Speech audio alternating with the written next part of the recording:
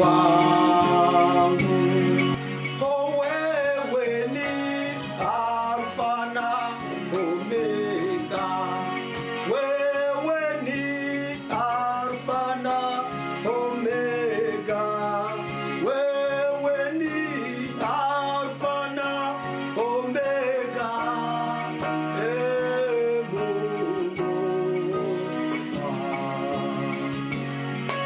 Baba Yesu, Mana Data, mu izina rya Yesu Kristo, Mana yumva gusenga kw'abayubaha, Data twese mwungeri mwiza, umucunguzi wacu, ndagushimye muri uyu mwanya Mwami kubw'imbaraga zawe n'urukundo rwawe rwinshi.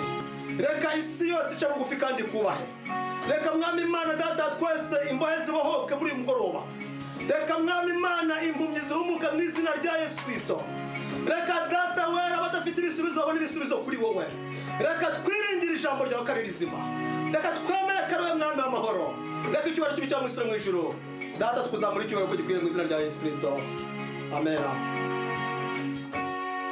Haleluya. Bwana Yesu asifiwe. Reka twese abakurikiye kuri iyi channel tuzamura Imana icyubahiro. Zamura Imana icyubahiro kubera ko Imana yagikwiye. Imana yaguhaye igihe cyo kubaho, Imana yarakurinze. Reka none uzamura Imana icyubahiro kubera ko uyu mugoroba nuwa kugira ngo ubashe kubohoka.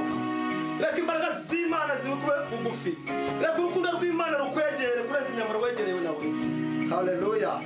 Bene Data, ndabasuje mwese mu izina ry'Umwami Yesu. Abakunzi umwami Yesu, abakunzi ubutumwa bwiza, mukunda gukurikirana ijambo ry'Imana.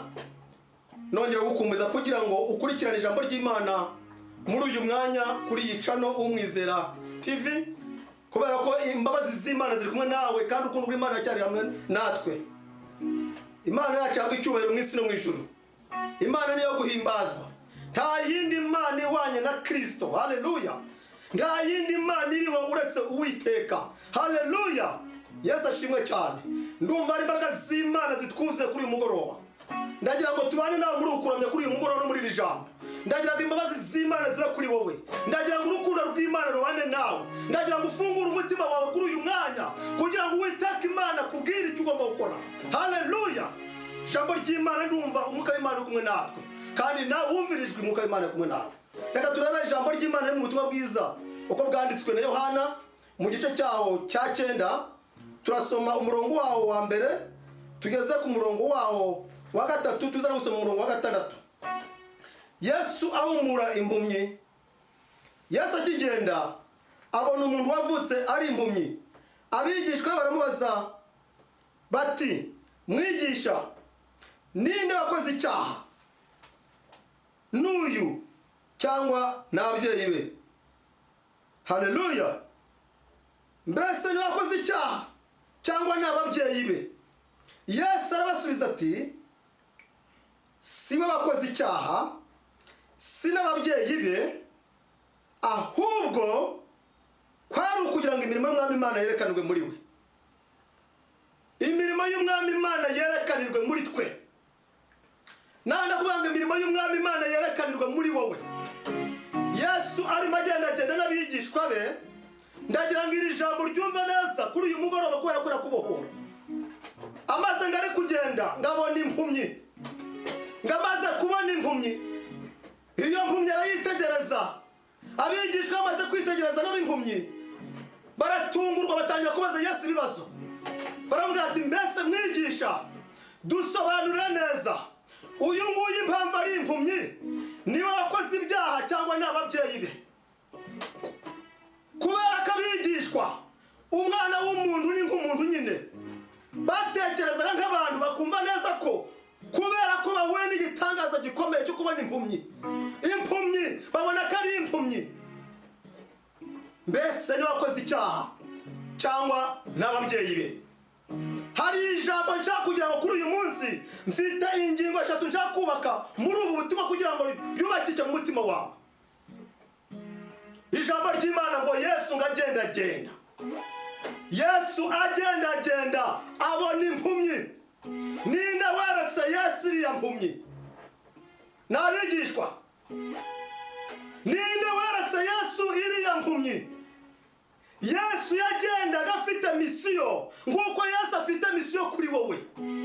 Yesu azi ko mwakira kirorero, azi ko mwuriye mudugudu harimo impumyi kandi igomba guhumuka. Haleluya! Iri jambo ndagira ngo riguhumure kuri uyu mugoroba. Ndagira ngo iri jambo rigutarure mu mpagarara. Iri jambo nakuzaniye muri iki cyigisho ndagira ngo ubwira ngo Imana ntiyerekwa, Imana irabona. Haleluya! Imana ntabwo yerekwa, Imana irabona. Ntabwo ari abigishwa beretse Yesu iriya mpumyi, ahubwo Yesu nk'Imana ifite ubushobozi.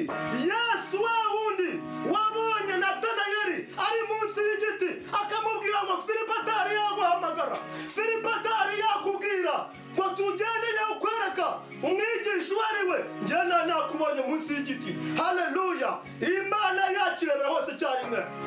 Haleluya! Imana ntabwo yerekwa, ahubwo abantu nibo berekwa kubera ko turi impumyi.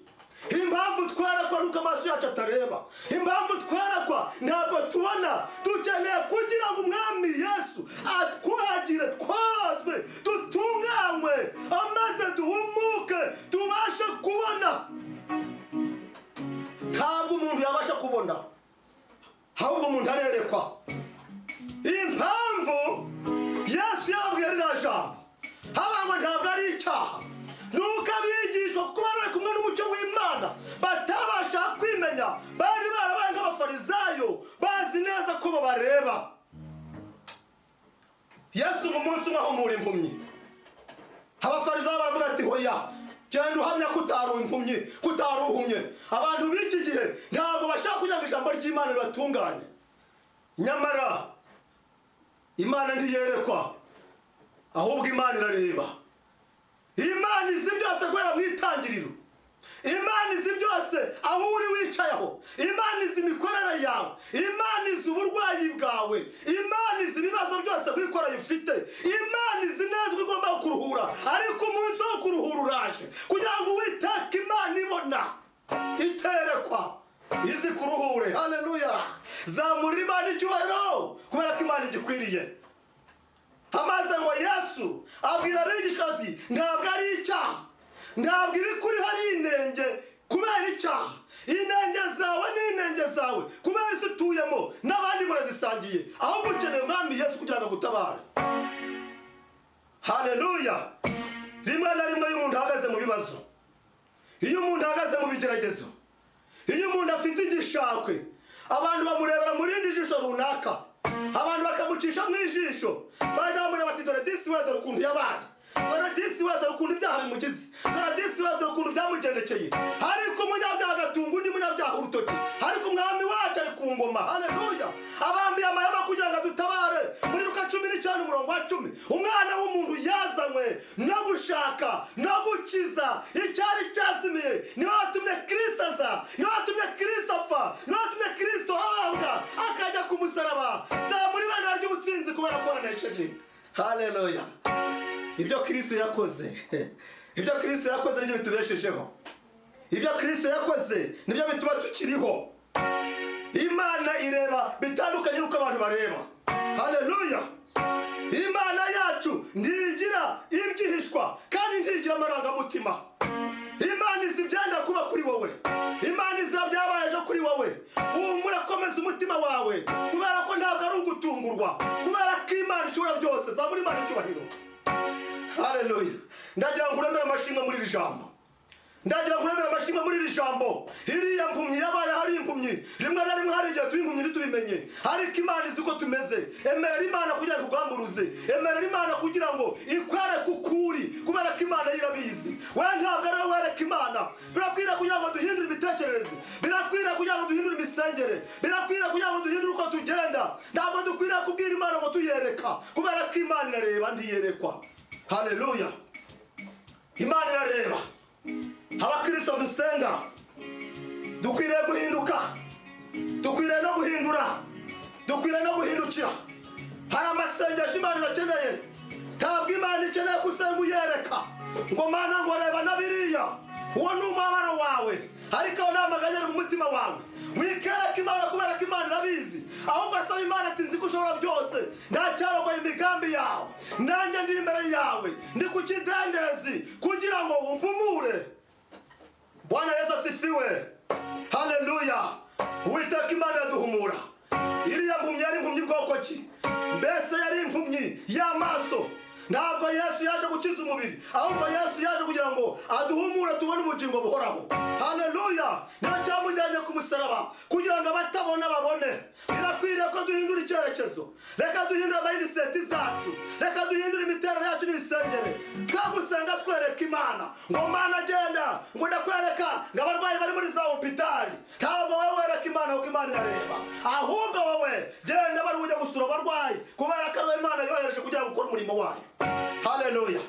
Ndamukwiriye kusenguganya ngo wereke Imana, ngo Mana ngurabona ngo ibibazo byambayeho, ngo Mana ngurareba ngo ibyo ngiye kujyamo, ngo Mana ngurareba uko twageze imbere yawe. Imana irabona ntiyerekwa. Haleluya! Imana irabona ntiyerekwa. Irabiza aho wicaye, irabiza aho uri, irabiza ibyo uri gukora. Hava wikereka Imana kuko Imana ntabwo ari impumyi.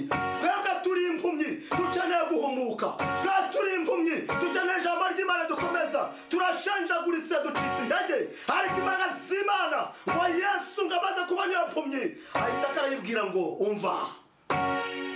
Afata kondo, cyane imbaraga z'Imana. Afata kondo, emerera Imana ikugenge. Afata kondo, emerera Imana ikuyobore. Yesu ngafata kondo, emerera ijambo ry'Imana uko riri. Ngasiga ku maso, reka Uwiteka Imana ikore ku maso. Reka imbaraga z'Imana zikugenderere, reka imbaraga z'Imana zigutsindire, reka ikiganza cy'Imana gikore kuri wowe. Ukuboko kw'Imana kungorera. Oh, ndashaka ukuboko kw'Imana kungorera ibitangaza. Ukuboko kw'Imana. Oh, ndashaka ukuboko kwa Kristo kungorera ibitangaza. Ukuboko kw'Imana. Oh, ndashaka ukuboko kw'Imana ukiza indwara. Oh, ndashaka ukuboko kw'Imana kumpumura. Haleluya! Oh, ndashaka ukuboko kw'Imana kumbe kwizera. Ukeneye kwizera Imana, ukeneye kuba kw'Imana, ukeneye ikiganza cy'Imana. Tugiye gusenga Imana, ariko ndagira ngo muri uyu mwanya imbaraga z'Imana zibe kuri wowe wari wayihebye. Imbaraga z'Imana zibe kuri wowe uri kurenganya abantu. Abantu bazahora n'abantu, abantu bazakuvuga ibitandukanye. Abigishwa babwiye Yesu ati uriya ni icyaha yakoze, ariko ntabwo ari icyaha cye, nta nubwo ari icy'ababyeyi be. Ntabwo Imana iturabera muri iyo ndorerwamo, ahubwo umwana w'umuntu yazanywe no gushaka no gukiza icyari cyazimiye. Imana biyabye bahumurizwa imitima. Reka muri uyu mwanya data twese iri jwi warigeraho, aho ari hose ari mu mahanga. Reka umuhembure utitaye ku byo yakoze. Reka yimuke imbere yawe. Uri Imana ikiranuka, kubera ko data twese ntabwo hora inzigo. Mbabazi zazo imbere zacu, mbabazi zazo iri kumwe natwe data. Uri Imana ibona, uri Imana iritegereza Abanyarwanda, uri Imana iritegereza ku migabane yose. Ukareba Burayi, ukareba muri Afurika, isi yose urayizi n'Amerika. Hindura ibyanza guhinduka. Data twese, iki gihe cy'amakuba, iki gihe cy'ibyago, iki gihe cy'ubuhumyi, uri Imana ikiranuka. Izina ryawe rihabwe icyubahiro none iteka ryose. Amen.